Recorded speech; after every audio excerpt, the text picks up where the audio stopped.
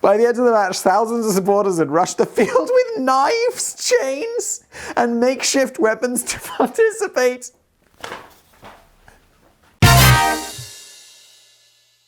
Hello everybody, welcome to another episode of Business Blaze. I'm not sure if this is the first one you guys will see there's a viewer suggestion, but it's the first one I've recorded. Thanks to Master Zui for suggesting the AAPass. This is terribly named. It's like American Airlines AAPass, but then is it the AAPass or AAPass?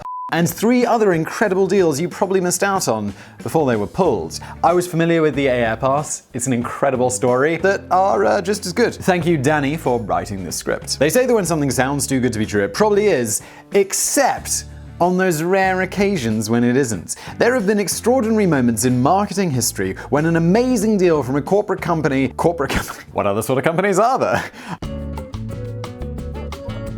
Only sounds too good to be true because someone made a mighty cock-up somewhere down the line and didn't really stop to think through the potentially disastrous consequences. Here are 4 of the most bungled business promotions which ended either with massive losses, failed promises, bellyache, or public mooning? Mooning, where you lower your trousers and stick out your butt? I have not heard that word since I was a teenager.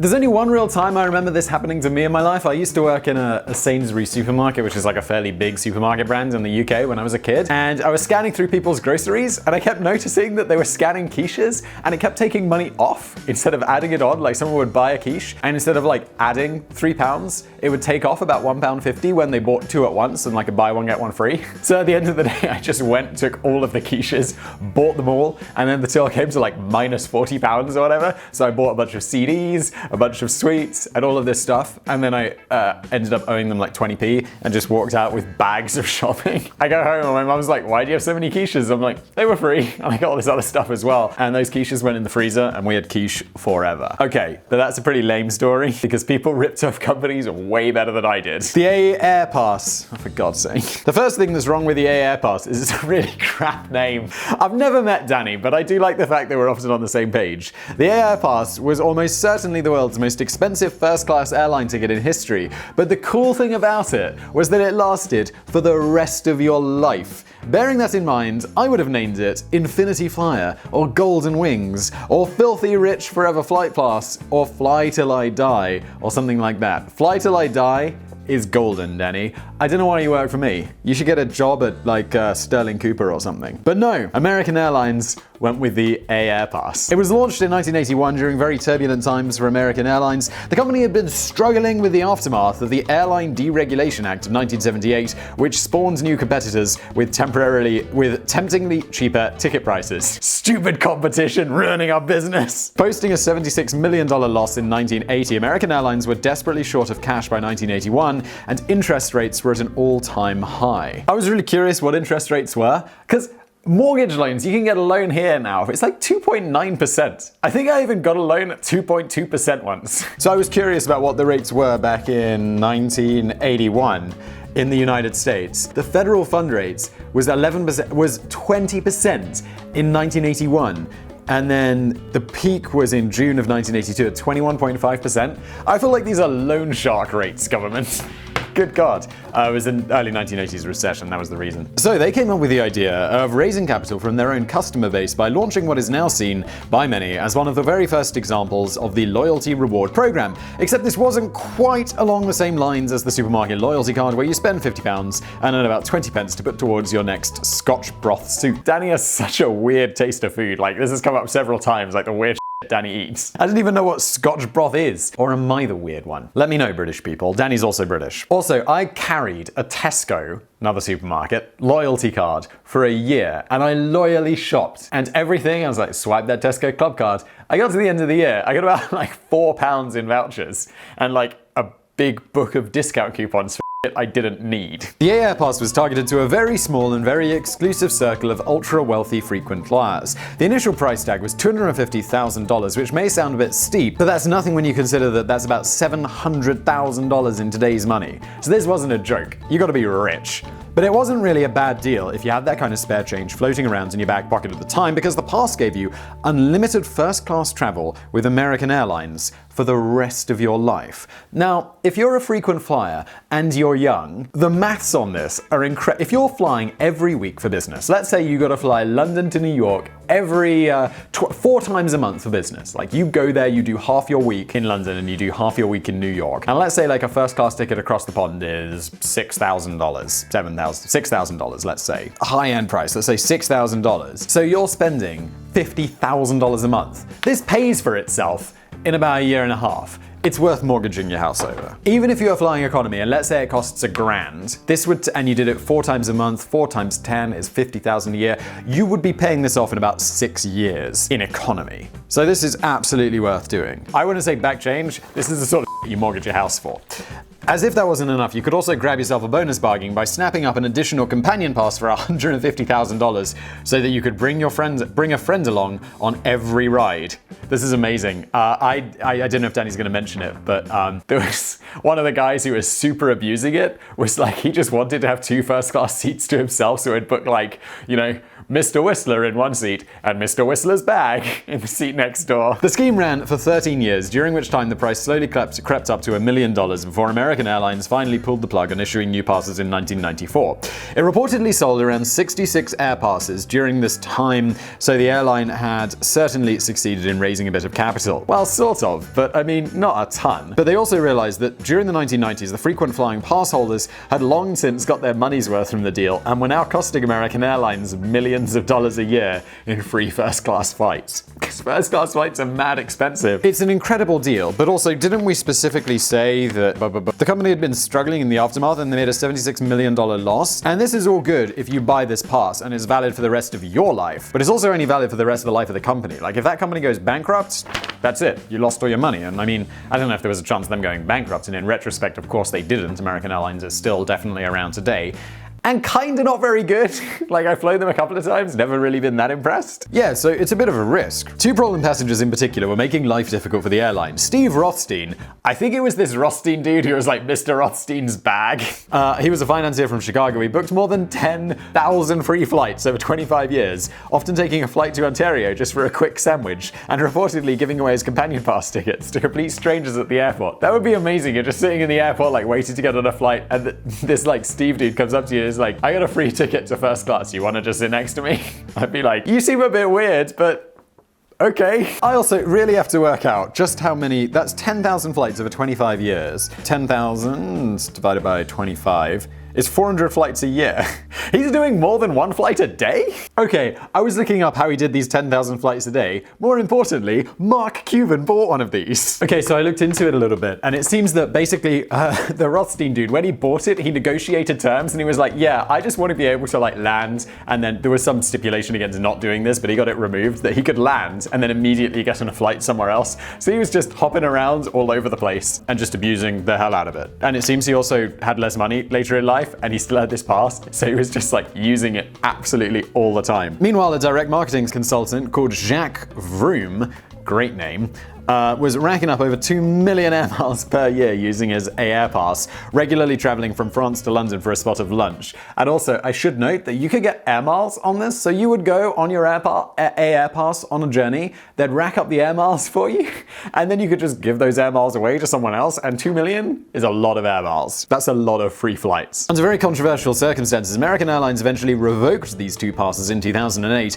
on the grounds of fraudulent use, claiming that the 2 passengers were abusing their privilege by selling or giving away companion pass tickets and cancelling thousands of booked flights between them. Yeah, because you're like, it's free. It's like, yeah, maybe I do want to go to London this weekend. I'll book a flight just in case. It's free. Both passengers strongly disputed this, but despite a string of lawsuits and counterclaims, neither of them ended up getting their passes back. Most of the other AAPass holders still have an active membership today and are still flying around the world for free, while costing American Airlines an absolute fortune. This is such gold. All you can eat snow crab legs. What's a snow crab? Okay, it's like this. It just seems to be like a regular crab. That looks so good. The popular American diner chain Red Lobster thought they were onto a winner back in 2003 when they launched their endless snow crab legs promotion. All you can eat is hardly an original marketing idea. The customer pays a fixed price up front, in this case about $20, and then gets an opportunity to stuff themselves silly with as much food as they want until they can barely move. That's a steal, like $20 for all the crab you can eat. It's not a bad ploy because it sounds amazingly generous, but most humans do eventually get full of food,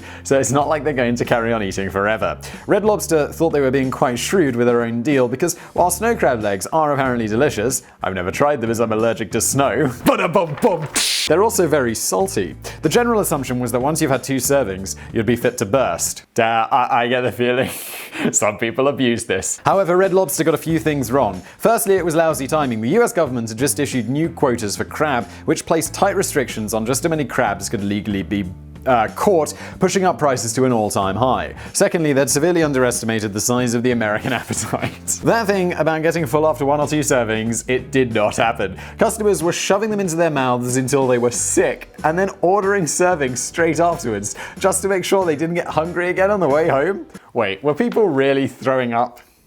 3 weeks later. I can't find that, but I got tired of looking. So I'm just gonna trust to say that is intense. It's like Roman style. Which I also think might be a legend. They had like the vomitorium, but it actually meant something else and they didn't really throw up when they were eating so they could eat more. I think that's just a legend. I'm not sure. Let me know in the comments. This also created a bit of a bottleneck in the restaurants as the seated customers simply weren't moving, creating massive queues of hungry customers waiting for a table. One of Red Lobster's executives revealed that it wasn't the second helping that hurt us, it was the third and the fourth. The president of Red Lobster resigned shortly after the end of the deal, which was estimated to have racked up a $3 million loss for the chain. That is brutal. It's definitely not as brutal as the AAPass, but it is intense that people were eating so much that they were sick and then eating again. Cleveland Indians and the 10-cent beers. You know that promotion's got a bit awry when it ends up in full-scale riots with loads of unconscious bodies scattered across the floor. Oh, this is gonna be good. I did this video on my other channel about the riots at West Point where all the cadets got super drunk and had a riot. It's the funniest shit I've ever recorded. Back in 1974, the American baseball team, the Cleveland Indians, were hosting a game against their arch rivals, the Texas Rangers. Good God, I know nothing about baseball. Whenever I make baseball videos on any of my other channels where it's like the script has been made for me, it's like about baseball, I have no idea what I'm saying. Absolutely no idea. To help entice a bigger audience to the match, Cleveland Indians decided to offer unlimited beers to everyone for just 10 cents a cup. Now that's my kind of deal. I agree, Danny, it's my kind of deal as well. I've no interest in American baseball whatsoever. Danny and I...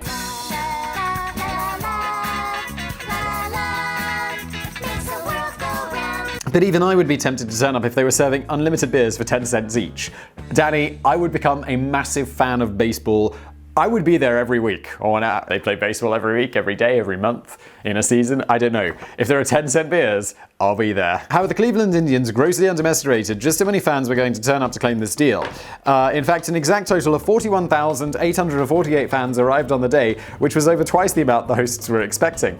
Yeah, because he says like, their fans showed up. It's like, I'm not a fan, but I'll go. There was, you know what I am a fan of? Beer. You know what I'm really a fan of? Cheap beer. There was another problem, and I think I can guess what this other problem is. If like, football in the UK, soccer, is anything to go by, like drunk fans, arch rivals, it's not gonna go well. In the previous recent encounter between the Cleveland Indians and the Texas Rangers, there had been reports of brawls kicking off between supporters, and tensions were running high between the rival fans. I'm glad it's not just the British. So what the Cleveland Indians had actually gone and done here was to bring together tens of thousands of baseball fans bearing a bitter grudge against each other and then serving them up unlimited beer for 10 cents. What could possibly go wrong?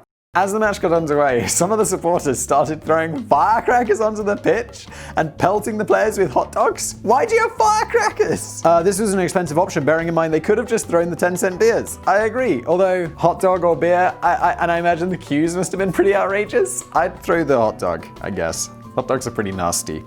Other supporters were running onto the field and mooning the crowd, while another couple went the whole hog and ran around the field completely naked. So these guys are just getting absolutely smashed. By the end of the match, thousands of supporters had rushed the field with knives, chains, and makeshift weapons to participate. Woo!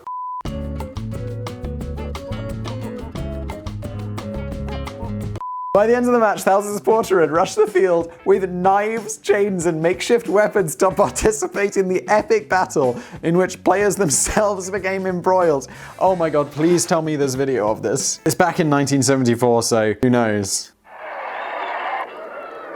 There is. I'll throw some of this up on the screen. Probably not too much because I don't want to get, like, claimed. This is less exciting than I expected. Oh no, here we go! Wow, the players are, like, fully getting into this. Thankfully, despite hundreds of reported minor injuries, nobody lost their life in the crowd. They had knives! No one died! Nobody lost their life, and the crowd were eventually dispersed with tear gas by the Cleveland SWAT team. Believe it or not, Cleveland Indians continued to run 10-cent beer promotions long into the future, but they sensibly introduced a 2-cup per person limit at the discount price. By the way, the Texas Rangers ended up winning the match 3-0, so all in all, this wasn't the Cleveland Indians' finest hour. I doubt that was their main concern. That's incredible. Free flights with Hoover. Back in 1992, the British appliance, I've heard of this one. This is quite famous in the UK. Back in 1992, the British appliance maker Hoover found themselves with a massive surplus of washing machines and vacuum cleaners that they were getting desperate to shift. And by the way, in the UK, we call vacuum cleaners Hoovers because the brand has such strong market dominance. I mean, now it's Dyson, but I'd say get the Hoover, meaning a Dyson. So they hit upon the idea of offering two free round-trip tickets to Europe with every £100 spent on any Hoover product. It led to one of the biggest promotional scandals in British history. Also, what's up with airlines and flight tickets? To be fair, the original promotion worked pretty well, although Hoover seemed to go to great lengths to make the process of claiming your free flights as annoying and as time-consuming as possible. Well, yeah, you know when you have a rental car and you have the insurance on the rental car? Because you can buy them separately or you have it through your bank, so if you crash it and they'll charge you a £500 excess. I had one of these insurance policies and so, I crashed the car. So I had to pay in fact I didn't crash the car. I locked the keys inside the car and I had to break the window to get the keys. I was in the middle of nowhere and I phoned them up. And I was like, hey guys, I locked the keys inside the car. And this was a modern car, so I'm not really sure how this is possible. This is a super long story. Let's just say I locked the keys in the car and I had to break the window. I phoned them up and I was like, what shall I do? I was miles away. And they were like, you're gonna have to break the window. And I'm like, okay, which is the cheapest window? Oh, and then and when I went to claim the, my excess insurance back from the other company, it took me 6 months and 15 letters. It was a huge pain in the ass. But of course it makes sense because they want to make it a pain in the ass so you don't do it and you give up. But it was when Hoover expanded the deal to flights to the US that the really hit the propeller. Bearing in mind that the average flight from the UK to the US cost about £600 at the time, hundreds and thousands of customers quickly cottoned onto the idea that just buying any cheap old crap from Hoover for £100 would turn into a massive money-saving move. Unfortunately for Hoover, the customers also realized that they could get away with just buying the cheapest model of vacuum cleaner, the unexceptional Turbo Power Total System. That's an exceptional name for an unexceptional vacuum cleaner. The Turbo Power Total System from Hoover. This was £100 and they could use it to claim their flight tickets. This meant that Hoover warehouses were still overflowing with all of the other models of vacuum cleaners and washing machines that simply weren't shifting, while they had to employ more staff around the clock to keep on churning out new Turbo Power Total Systems to meet the soaring high demands. Guys, at some point, just cancel the promotion and deal with the PR mess, surely. At this point, thousands of disappointed customers began complaining that the free flight tickets had never arrived, leading to the forming of the Hoover Holidays pressure groups in 1993. It's estimated that around 220,000 customers did ultimately get their free flights from Hoover, while thousands of other claims were eventually settled in court cases at great expense to Hoover. The company attracted £30 million in sales from the campaign, but ended up spending over £50 million on free flights and court settlements. And they still had warehouses full of crap, but they had spectacularly failed to shift. As far as marketing strategies go, this one probably sucked even more than the Turbo Power Total System. But okay, this has been Business Blaze. Wow, I really made a mess of this script. Thank you, Master Zui, for the suggestion. If you've got a suggestion for a future Business Blaze episode, hit me up in the comments below. Upvote the ones you like. Also, thank you, Danny, as always, for writing the script, and I'll see you next time.